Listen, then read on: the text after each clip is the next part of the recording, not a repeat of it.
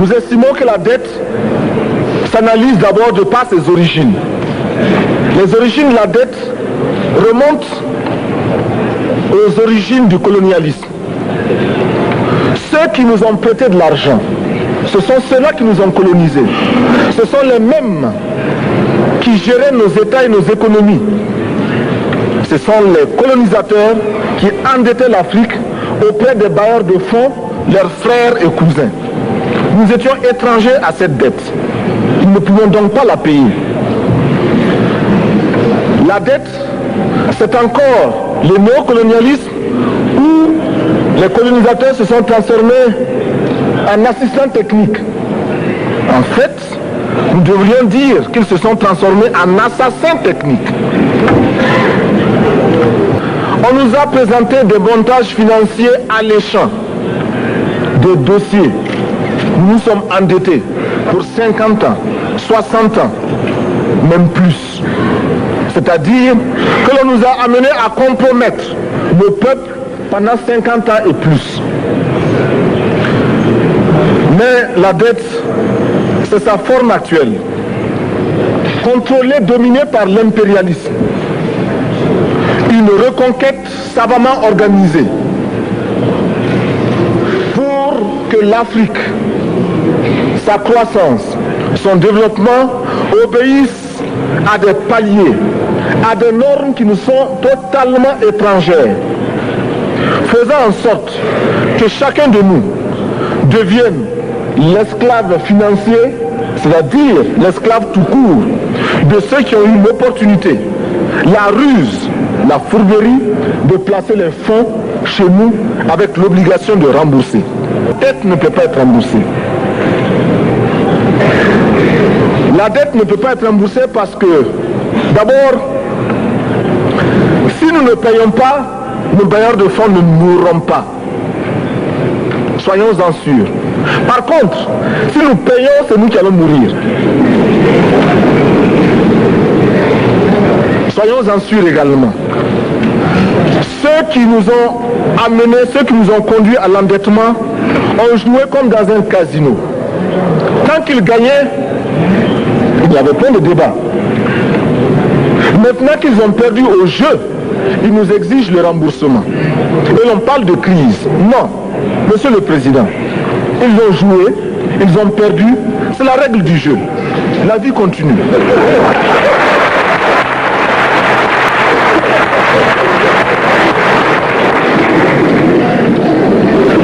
Nous ne pouvons pas rembourser la dette parce que nous n'avons pas de quoi payer. Nous ne pouvons pas rembourser la dette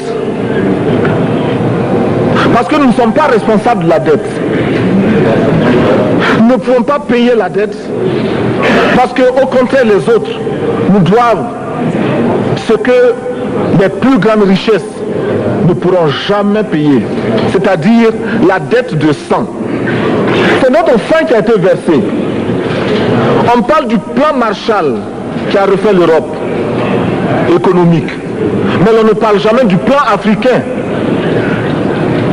qui a permis à l'Europe de faire face aux hordes hitlériennes lorsque leur économie était menacée, leur stabilité était menacée. Qui a sauvé l'Europe? C'est l'Afrique. On en parle très peu. On en parle si peu que nous ne pouvons pas, nous, être complices de ce silence ingrat. Si les autres ne peuvent pas chanter nos louanges, nous avons au moins le devoir de dire que nos pères furent courageux et que nos anciens combattants ont sauvé l'Europe et finalement ont permis au monde de se débarrasser du nazisme. On nous demande aujourd'hui d'être complices de la recherche d'un équilibre. Équilibre en faveur des tenants du pouvoir financier, équilibre au détriment de nos masses populaires. Non, nous ne pouvons pas être complices. Non, nous ne pouvons pas accompagner ceux qui sucent le sang de nos peuples et qui vivent la sueur de nos peuples. Nous ne pouvons pas les accompagner dans leur démarche assassine. Les masses populaires en Europe ne sont pas opposées aux masses populaires en Afrique. Mais ceux qui veulent exploiter l'Afrique, ce sont les mêmes qui exploitent l'Europe. Nous avons un ennemi commun. Donc, notre club partir d'Addis Abeba, devra également dire aux uns et aux autres que la dette ne saurait être payée. Et quand nous disons que la dette ne saurait être payée, ce n'est point que nous sommes contre la morale, la dignité, le respect de la parole. Parce que nous estimons que nous n'avons pas la même morale que les autres.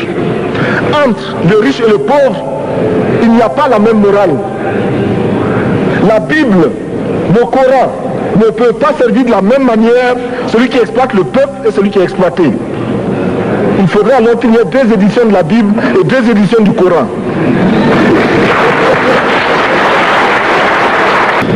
Monsieur le Président, ma proposition ne vise pas simplement à provoquer ou à faire du spectacle.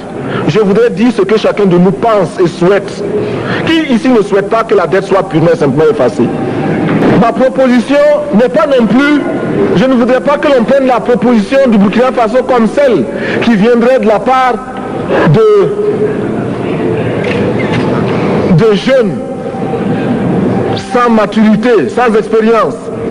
Je ne voudrais pas non plus que l'on pense qu'il n'y a que les révolutionnaires à parler de cette façon. Je voudrais que l'on admette que c'est simplement l'objectivité et l'obligation. Monsieur le Président, ce n'est donc pas de la provocation. Je voudrais que très sagement, vous nous offriez des solutions. Je voudrais que notre conférence adopte la nécessité de dire clairement que nous ne pouvons pas payer la dette. Non pas dans un esprit belliqueux, belliciste.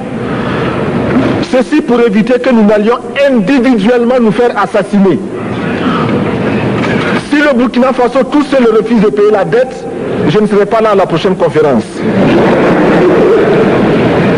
Par contre, avec le soutien de tous, dont j'ai besoin,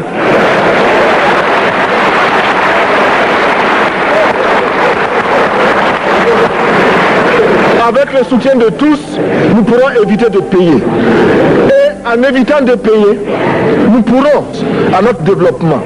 Et je voudrais terminer en disant, chaque fois qu'un pays africain achète une arme, c'est contre un Africain. Ce n'est pas contre un Européen. Ce n'est pas contre un Asiatique. C'est contre un Africain.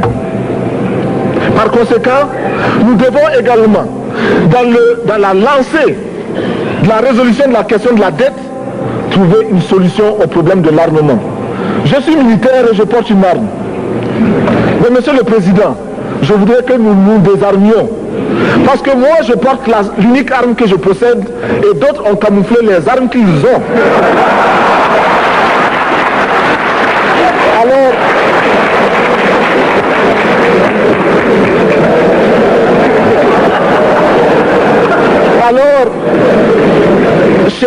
chers frères, avec le soutien de tous, nous pourrons faire la paix chez nous. Nous pourrons également utiliser ces immenses potentialités pour développer l'Afrique, parce que notre sous-sol sont riches.